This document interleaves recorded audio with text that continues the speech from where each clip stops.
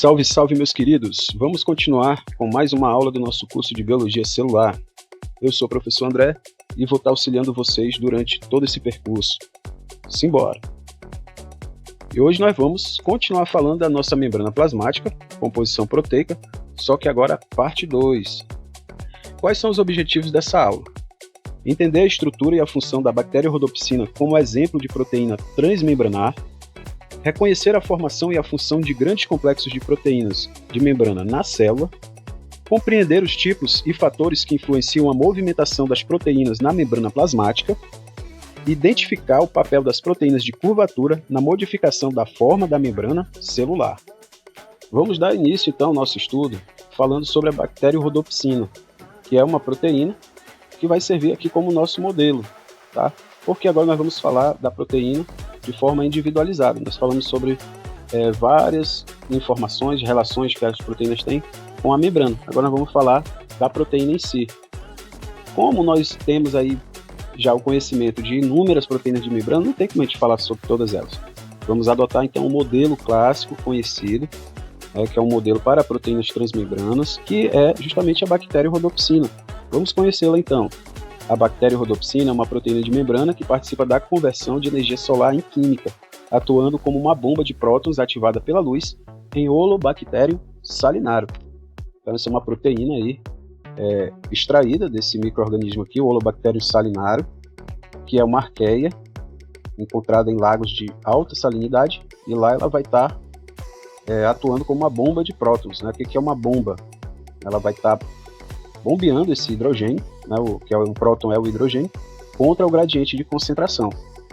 E isso vai ser aproveitado para a produção de energia.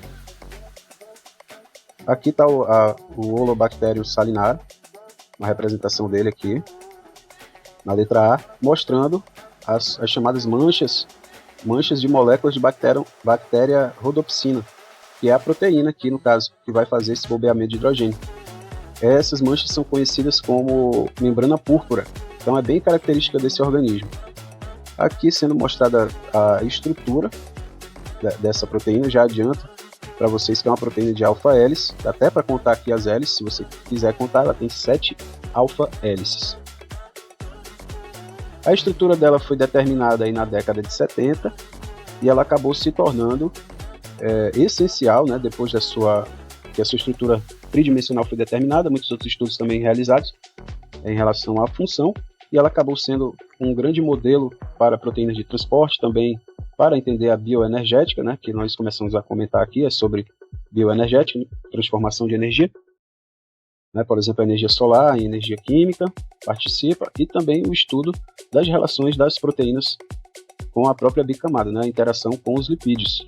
E ela é um modelo adotado até hoje para o estudo de proteínas, por isso que a gente está comentando aqui. E qual é a estrutura dessa proteína então? Ela é constituída por 7 alfa-hélices transmembranas, como a gente estava falando ali, um modelo também muito conhecido que vai ocorrer em diversas outras proteínas, transportadoras, proteínas de canal. Aqui nessa imagem também a gente está vendo aqui a estrutura dessas alfa-hélices aqui, e está sendo mostrada aqui também, ó, já a parte funcional dela.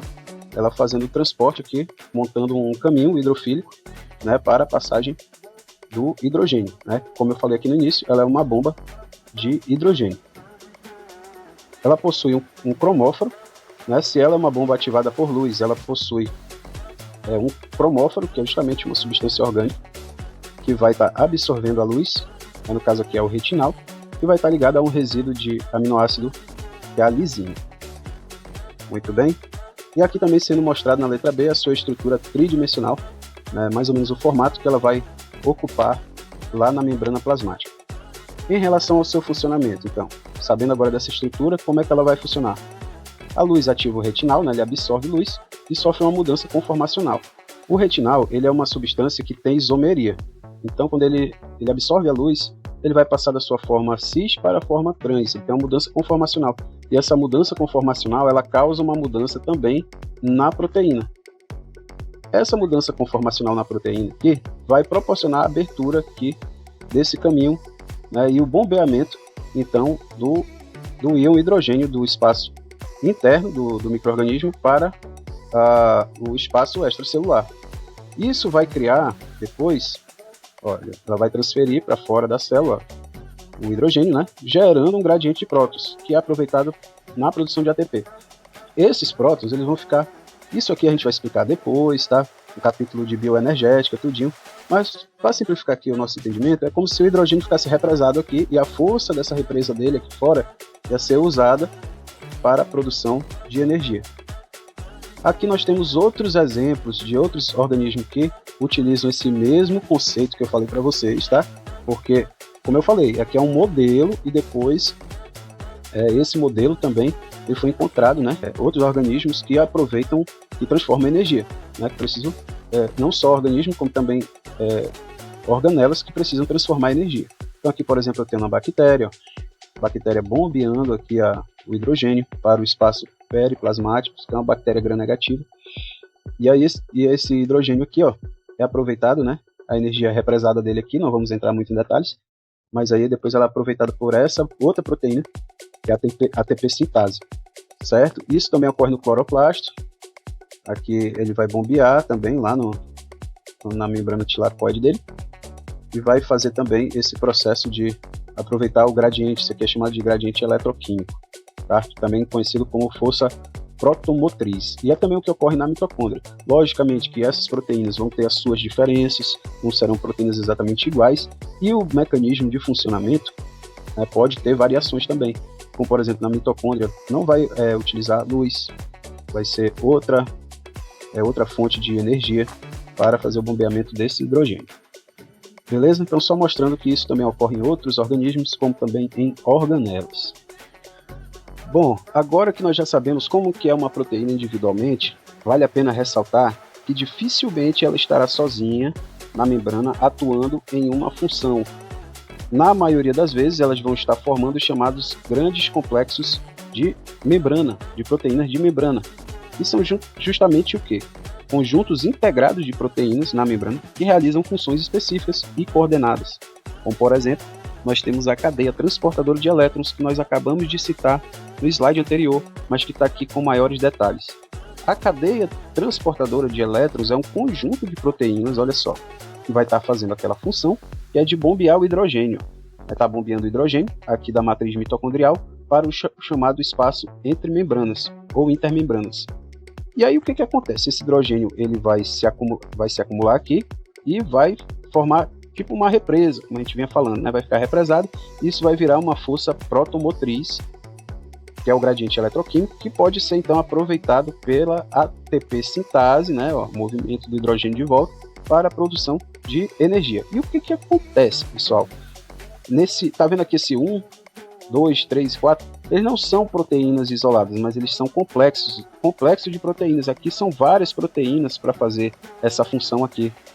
Cada uma vai estar formando uma parte desse grande conglomerado de proteínas e vai bombear esse hidrogênio. Aqui também, no 3, no 4. Então não é apenas uma proteína, são várias proteínas juntas. E mesmo a ATP sintase vai ter várias subunidades também formando ela, cada uma sendo uma proteína específica.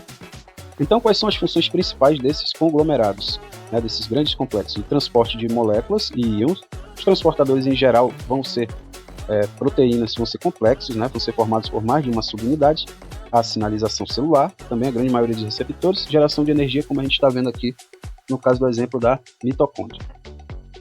E as características desses complexos são compostos por múltiplas subunidades especializadas e estão estabilizados por interações com lipídios. Então, cada um desses complexos também aqui vão ter uma mistura de lipídios adequados, né, para cada um desses aqui, que vão estar estabilizando esses complexos. Né? Então, inclusive, né, cada tipo de complexo, cada tipo de membrana que contém esses complexos, também vão ter uma mistura específica de fosfolipídios, indicando também que eles têm interações específicas com lipídios na bicamada.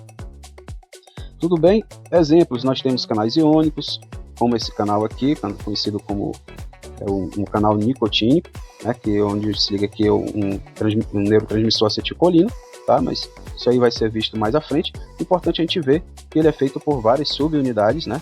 E cada uma dessas subunidades é uma proteína diferente.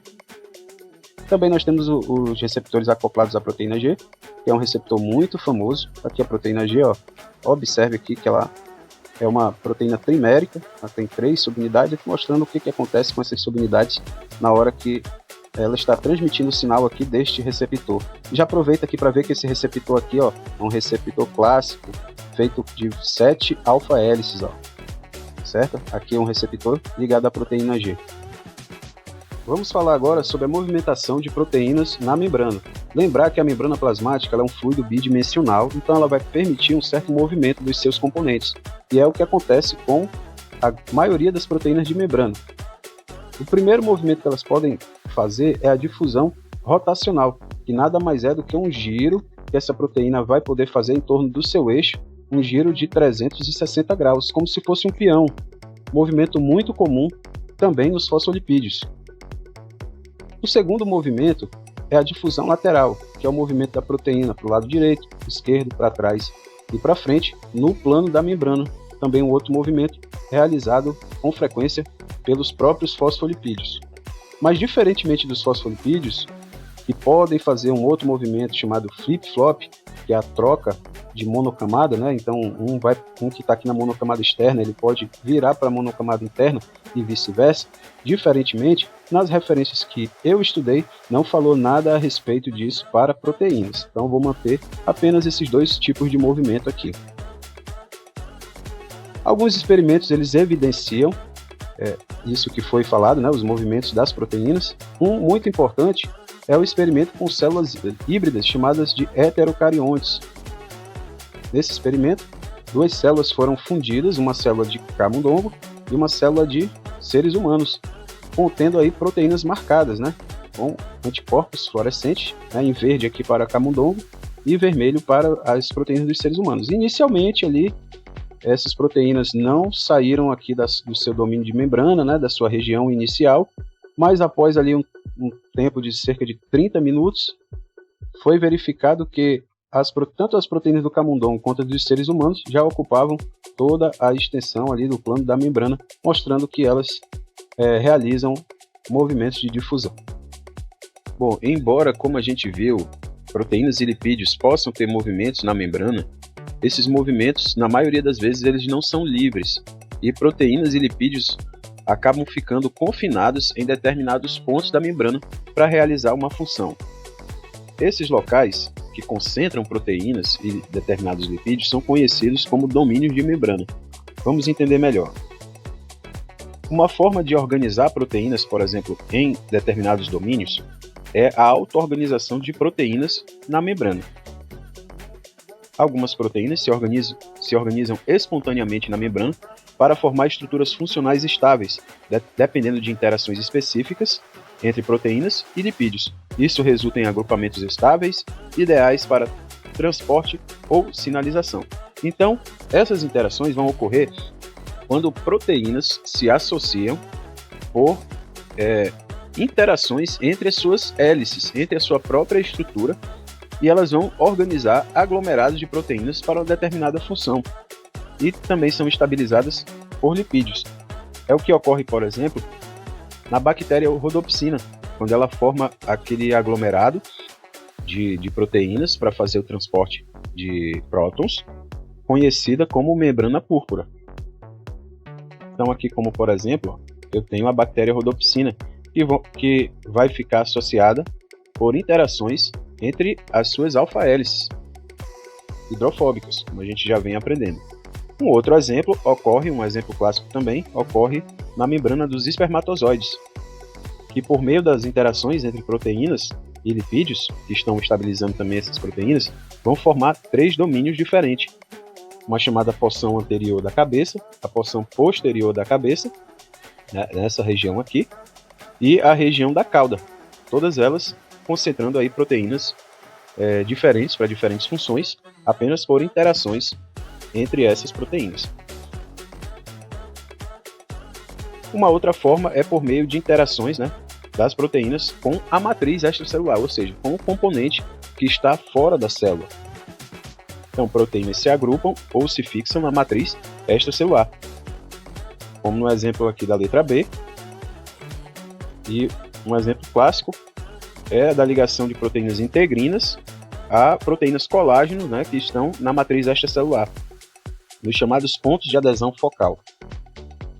Como no exemplo aqui, ó, a proteína integrina, que é uma proteína de membrana, que se liga à matriz extracelular, exatamente em proteínas da matriz, né? Proteínas de colágeno. E também se vinculam aqui ao citoesqueleto, e aí elas acabam aqui, ó, ficando confinadas com determinada porção da membrana plasmática. Então, assim como na letra B, também na letra A, elas vão ficar ali numa região da membrana e não vão ter movimentos livres, como a gente viu no slide anterior. Nós temos outras maneiras também de restringir o movimento de proteínas na membrana. Uma outra forma é a ancoragem ao citoesqueleto, que é uma estrutura de proteínas que está na região interna da célula.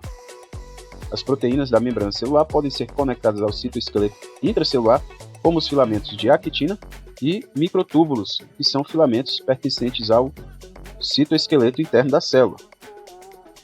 Como está sendo mostrado aqui na letra C, nós temos aqui uma proteína de membrana em verde, conectadas aqui ao citoesqueleto que está dentro da célula, né, abaixo da membrana plasmática, e aqui estão restringindo o movimento das proteínas. Um exemplo bem conhecido é a proteína espectrina, que é uma proteína que vai ocorrer nas hemácias, né, nos eritrócitos. Ela vai estar logo abaixo aqui da membrana plasmática, conectada a proteínas do citoesqueleto, como a actina, e também aqui proteínas que estão ancoradas na membrana, e elas vão formar uma espécie de malha aqui abaixo, conhecido como córtex celular. Então, à medida que essa proteína aqui, que é a espectrina, essa proteína em vermelho aqui alongada, ela vai formando essa malha, ela forma aqui espécies de currais, isso aqui são chamados de currais, que vão prender proteínas aqui nesse espaço. Se a proteína que está aqui na membrana, ela tiver um domínio citoplasmático grande o suficiente, ela vai ficar presa, por exemplo, aqui nesse triângulo aqui que foi formado.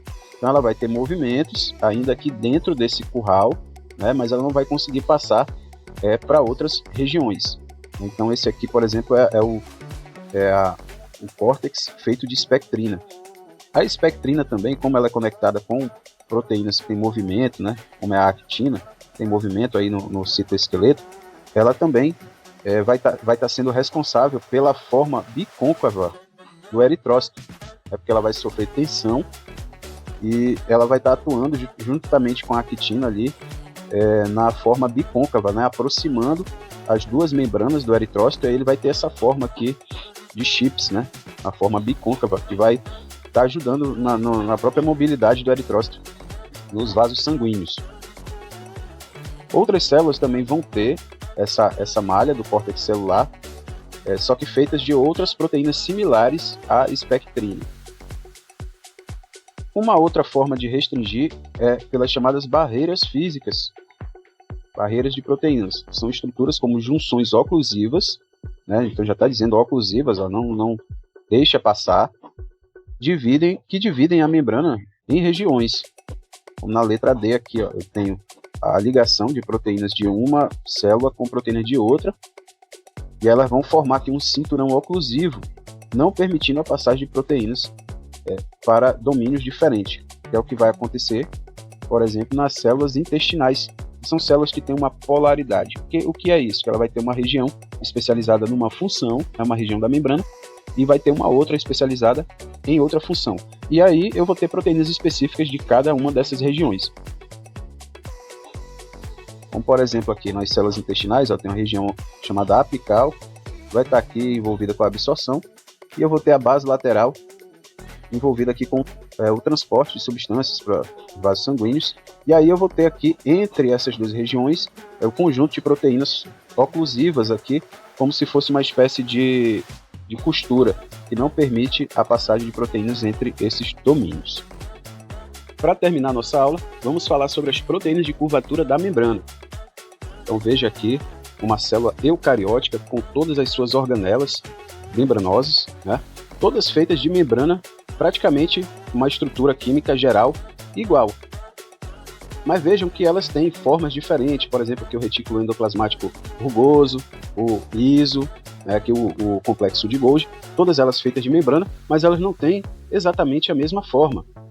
Né? Também eu tenho membranas em forma de túbulos, eu tenho membranas achatadas, eu tenho também a formação das vesículas, né, que acontecem pela deformação da membrana plasmática e das membranas das organelas. Então, como pode ocorrer essa grande diversidade de formas de membranas, uma vez que elas têm uma estrutura geral muito similar?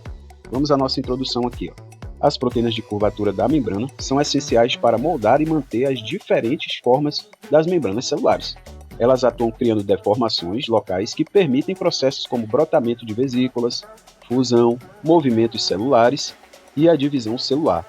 Então, para que ocorra diversas situações, como a fusão das membranas, os movimentos celulares, né, das células individuais que se movimentam, elas precisam que a membrana sofra torções, sofra movimentos, e para isso ela vai ter que se curvar em algumas situações.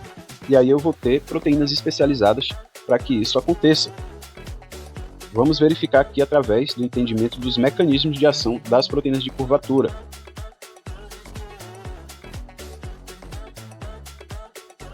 O primeiro mecanismo é a inserção de domínios ou âncoras lipídicas, né? Então são proteínas que vão ter domínios hidrofóbicos ou âncoras, né, de ácidos graxos que vão deformar de alguma maneira e fazer a curvatura da membrana. Como está sendo mostrado aqui na letra D, uma proteína está inserida aqui na membrana plasmática, e aqui, devido aqui o tamanho dessa estrutura, que pode ser